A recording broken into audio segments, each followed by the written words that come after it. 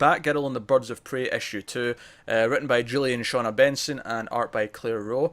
I'm having a lot of fun with this. See the opening chase scene in this, where it's like all the henchmen chasing them, like escorting this guy with Jim Gordon, this guy that they captured at the end of the last issue, who is involved in all this conspiracy with Oracle. Yeah, I thought all this action was great. I thought all of this, like, like them in the bikes, Huntress and Black Canary in the bikes, Canary using her cry, and everything else. I could maybe have done without Batgirl using the shotgun, but she did just shoot the wheel, so it's not a big deal. Yeah. I liked all that stuff. I thought it was a really fun action sequence that took up the first third of the book. I had a good energy to it, and yeah. Obviously I still have the complaints that I've had in the last two about the art, but that tends to be faces. The action when it's fast moving tends to be fun and flowing quite well. I thought it was a bit too dark and shadowy for a lot of the action, personally. Like, I feel like especially the shots inside the car with Bagger and Gordon, like, it felt really dark and like overdone. But there was stuff outside as well that was bothering me with that. I don't have that problem, but fair enough. No, yeah, it wasn't either. For me, it's the art with the faces and stuff. It can be distracting. Yeah, the faces takes me out a little bit. The faces are often a problem in the book. It's a shame because it's kind of the biggest problem that we have with the book. At least me and Matt seem to be anyway. Because I actually really enjoyed this issue. I liked Gordon talking to Barbara. No, obviously not as Barbara, as Batgirl. He doesn't know it's Barbara. And he's like, are you sure you don't want to call in the big guns, like, call in Batman because you're not out your element here. And I like that Batman comes to see her at the clock tower and says, like, I'm only here to help if you need it. If you want me to reassure Jim, I'll reassure him. And then that cool leaving thing he does where he's like in the other side of the clock. It looks like the bat signal. Mm-hmm. But I didn't like some of Batman's dialogue where he says Black Canary and Purple Person. I don't believe we've met. It's like, yeah, that's not Batman. It didn't sound like Batman at all, especially when that's Helena, and I'd have thought Dick would have kind of informed him of what was going on, at least. Well, no, because Dick doesn't even know that she's ran off to be Huntress.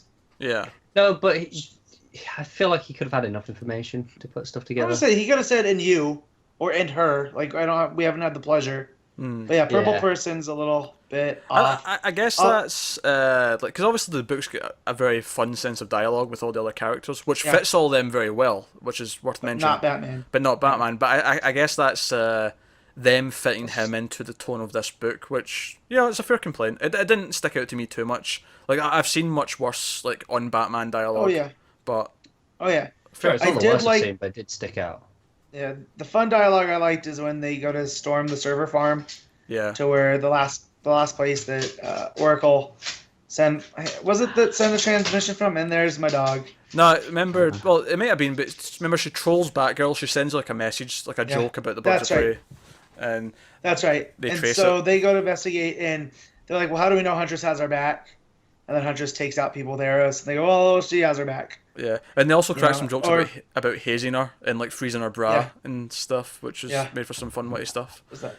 And it wasn't that she shot people; it was that she saved them from the bomb. And Canary's like, "Well, there goes all doubts. She has our back." I thought that was fine. We don't have to freeze our bra anymore. And then Huntress is just like, "Yeah, thanks." Yeah. Also, I didn't know that was a hazing thing. So apparently, the more you know. Yeah, apparently so. Well, to be fair, Matt, we've never been hazed as females, so. No, but I was just like freezing the bra. That's just like, at least out here, when it's hot, I would say that's a welcome hazing. Yeah. Okay. Tim's just like, yeah. The professor knows. Oh no! Sometimes when it gets hot, I like put like blankets or clothes in the. I thought you were gonna say you freeze freezer. Your bra then. Yeah. So the other side of this, of course, is that this all seems to be a bit of a trap to lure them away from the safe house where they're keeping this guy they've kidnapped. Well, not kidnapped, but the guy they've got in custody from the last issue. And Finis, who's the villain, has sent in her team of meta-human villains to assassinate him, presumably, or capture him. Snake Squad. Yeah, the sixth Snake Squad. Which is obviously the fun little cliffhanger for the next issue. Something else I liked in this book, I liked that the captions for the locations had little like jokes attached to them. I like the one where it says that this is the GCPD safe house, and underneath it says, "Safe's in the title. Nothing bad can possibly happen here." Like, I thought that was a fun little touch. I liked that. Yeah.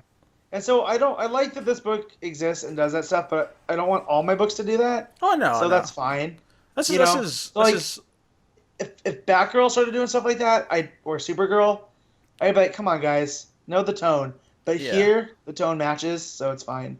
yeah. This is clearly doing its own thing. It's got its own feel to it because of its own creative team, obviously, and I think it's for me it's working quite well. Obviously, I have the issues with the art. I have the issues with the faces, always looking weird, but other than that, I'm enjoying it. I don't know. I'm just not feeling it. I'm I'm close to dropping it, to be honest.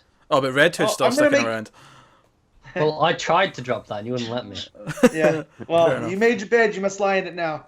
Yeah, I'm going to the end of the arc on this one before, just because if we're gonna have other weeks like this, I don't have the time. That's the To thing. Like, read it? this was like the second to last thing I read. 'Cause I was just Oh no, not it wasn't for feeling me. Like if I'm going to start dropping stuff, this wouldn't be in the first. The only thing I read after this was Red Hood. Oh dear. Well, I just read mine and whatever's gonna be easy at the time because I have to fit them into work and whatnot. So, See, I usually try to read the stuff I'm least excited first, and then make my way and kind of save the. See, I tend to do a mixture. I tend to do some of the least excited, and then some of the stuff I'm excited for, and then the stuff that I just I'll get to later.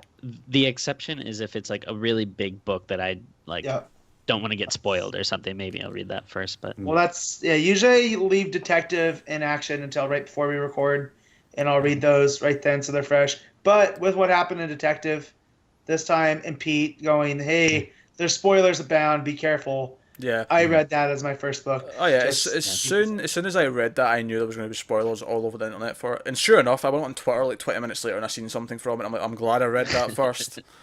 Yeah. So, but I usually do what Tim does, and I'll try to save the stuff that I'm really looking forward to last.